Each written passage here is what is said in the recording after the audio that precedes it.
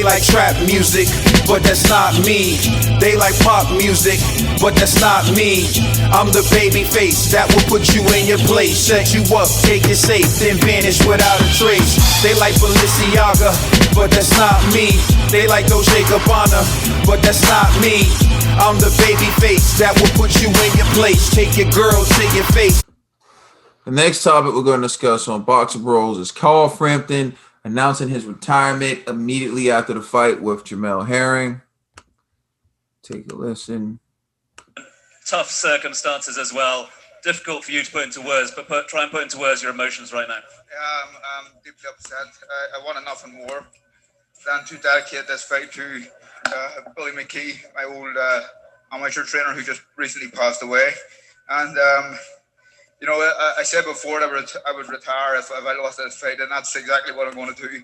I wanted to dedicate the fight to Billy McKee and my whole career to my wife and my kids who, you know, they've made so much sacrifices. I've been away so long. I've missed them growing up, my own kids, and I just want to dedicate my life to my family now. And boxing's been good to me. It's also been bad to me, but the last few years with these boys has been the best few years of my career. And I just want to go home to my beautiful wife and kids, and that's it. You know, just dedicate my life to them.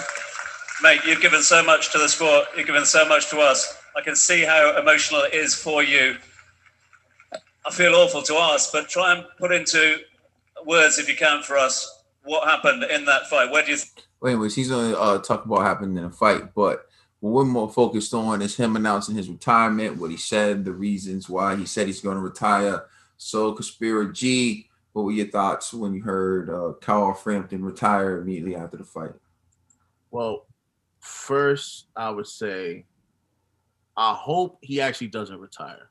And the reason why is because, you know, he was in Dubai. You know what I'm saying? So I feel like he should have an official send-off in Ireland. You know, like to me, like, and I get it, he got beat bad, you know, but you know, you dedicated that fight to your trainer. I feel like there's just so much going on that you don't go out like that, you know. But I'll say this nonetheless, at the age of 34, you know, he wants to be, and so I get it, you know, like maybe he just doesn't have that hunger anymore, that dedication to the sport, right? Like, or like the eye of the tiger. Maybe it's just not there anymore, man. He's just like, yo, I've been gone from my kids, like, you know, my wife. And then sometimes I think about it like when you actually make it in this boxing thing, right? A lot of these guys come from real humble beginnings. But then when you're in the game long enough, you start making good money, you start investing your money, you get a wife, you start having children. Then it's like, yo, do you really want to go through training camp again? Be gone from your family for weeks on end, months.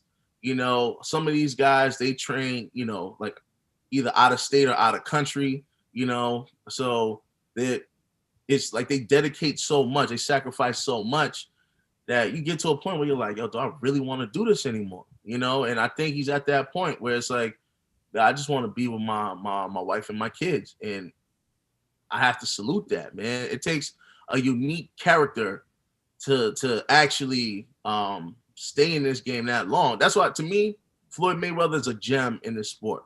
We got to give Floyd even more credit than what we usually give because he's been doing it for so long. You always see him in weight, working out, training, doing everything that he can, you know. But I think Floyd's situation kind of did because where he trains at, he still has his family around.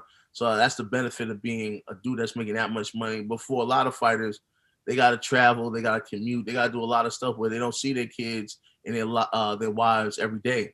So, yeah, man, like I'll say this, Carl Frampton, man, you shouldn't be ashamed of your performance. You know, like I think Ireland, just the boxing world in general, you know, we all will salute you, man. You know what I'm saying? Like, if you're gonna retire, you did good.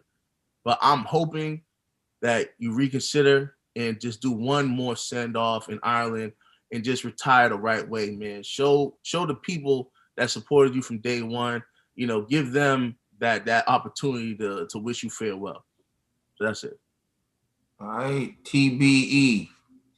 I agree with G, but I would like to compare him to like Pacquiao. You see how long Pacquiao's been in the sport and he's dedicated.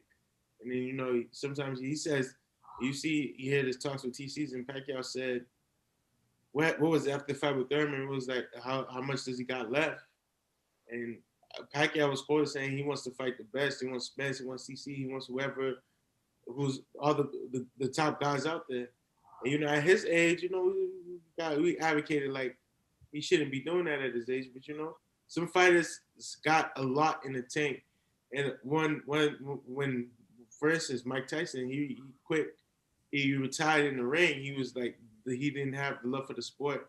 And a lot of these fighters, like we could like sit here from the stands and like critique him, but I applaud Carl Frampton what he did, man. He glorious career, and you want to retire, you want to spend time in fire. You sacrificed a lot, and now it's in time to enjoy your retirement. You did enough, you gained enough, you'll be remembered, and I'm not mad at you. I'm not gonna say what you did last night. You're a warrior, you're a gladiator, and congrats. People get emotional at the fight sometimes. We saw it with Cecilia Brækhus most recently. She retired in the ring and she said she was done. Then she came back and gave an effort that wasn't as spirited as the fight she had prior. So I think sometimes you just get the feeling that you're done. You can tell your heart's not in it. To me, what he said leads me to believe his heart is in being with his family. And like, I think he feels like he said, boxing has been good to me. It's been bad to me. And I think that's him like weighing the pros and cons of being in the sport. And he just took a devastating defeat. And it's kind of like, what are you in the sport for? Right. And I think possibly for him, he's in the sport to compete and to be one of the best. And he just lost. And he just understands that like, okay, maybe where do I go from here? Do I want to be a gatekeeper? Do I want to stay in this sport? Do I want to have to try to build myself back up to fighting for the title? This is a guy who beat Leo Santa Cruz at one point. This is a guy who beat Nonito Donaire. So like those are the highs of his career. And then he just got stopped by Jamel Herring, and he's looking around like, do I want to stick around? You brought up the fact that he is 34, and I don't know how old his kids are, but there are pivotal moments in their life that are going to be coming up, and he probably just wants to be there for them. And you just said it. He's in Dubai. Should he take another fight and have a send-off fight? But that requires another training camp. And if his heart's not in it, how's he going to look in that send-off? I think it's too soon to announce retirements immediately after the fight. So whenever someone announces a retirement after a fight, especially after a bad decision, I feel like it's emotion. But in this case, this was after a knockout. So I take it more serious. I think like he's probably feeling like we felt like I couldn't handle those punches at all. Like, what I'm saying? Like these punches did me in. Like normally I would have been fine, but I just got stopped.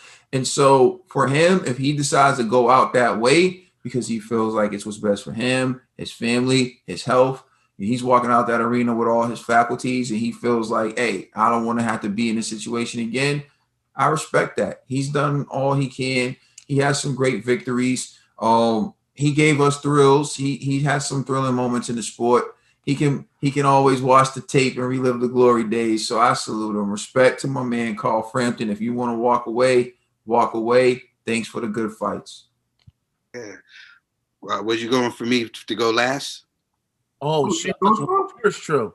No, I guess you wanted me to go last because I do want you to go last because I love this guy. Yeah, I do know that that's your guy in the little division. So I probably just forgot that I set it up that way. But yeah. No, I thought it was masterful that how you did that because you know why? You said everything that I was gonna say. And also, not to mention the Scott Quayle's fight. Also, he gave us so many fights. The Nito Donaire fight he won. Listen, he won all the titles. He got a title at the WBO title. He had the WBA title. He had the IBF title. What more do you want from this guy? The reason why I chant for these guys, and I always get a lot of flack because how much I love the little guys. But what we seen last night is these little guys, right? We say it all the time. They throw a lot of punches, probably get 1,000 punches. But these guys is getting hit with a lot of punches.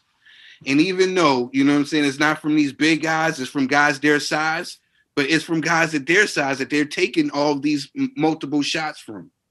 So that's after you start fighting all these type of fights where you go in there and you're fighting like a warrior, and you go in with 12-round fights and you're fighting when people are landing 1,000 punches and stuff like that, that's where your punch resistance go.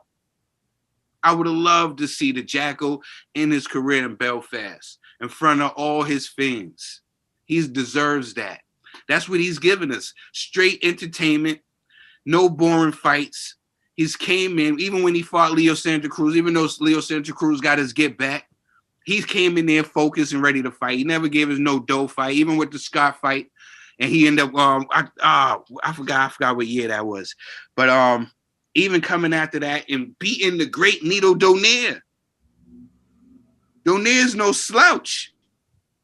Nito Donaire is no slouch. A good Nito, take your lights out like that and taking punches from Nito Donaire. It hurt my heart because, you know, seeing him go out like that, and he just lost his trainer. It's a lot of emotion behind that. And you know what I'm saying? You know, your kids, you're missing your kids, you know, like your brothers were alluding to. This sport, Caden would tell you, boxing is a lonely sport. It's a lonely sport. And you miss out on things, and you turn around and you're looking like he lost his trainer, and then you start thinking about the things that you missed out on. You missed out on there. You got a, like he said, I got a beautiful wife. You're away from her months at a time. You got children. You're missing things, their first steps, things at school, sports activity, things that they're going to remember for the rest of their life that you missed out on. You know, and then you end up taking a loss.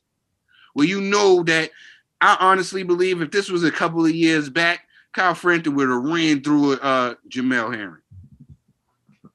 Like, I'm serious. And he's probably looking at it like, yo, I just lost to this. Come on. Like Tyson said it. I'm not going to keep going and losing to this. You know what I'm saying?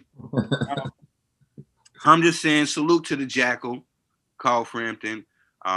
You had a stellar career, 28 victories. You only had 3 losses, and them 3 losses against Herring and Leo Santa Cruz and with Josh Warrington. Can't get mad. Josh Warrington. Can't get mad at that. You know what I'm saying? Those were great fights. You know what I'm saying? This last fight, to me, it's just when you just started off. Maybe it was too much. Maybe you needed just to rest a little bit. You know, but you are a warrior, and my heart goes out to you. If you want to retire, go ahead, retire. But I would have loved to see you be, you know, carried out the ring in Belfast, because you deserve it, man. You definitely deserve it. You're the Jackal. Right. Anybody got any comments? Please like and subscribe. Check us out on Instagram and Twitter. And also, please check out our podcast on all major streaming services. We are the Boxing Bros. You're welcome.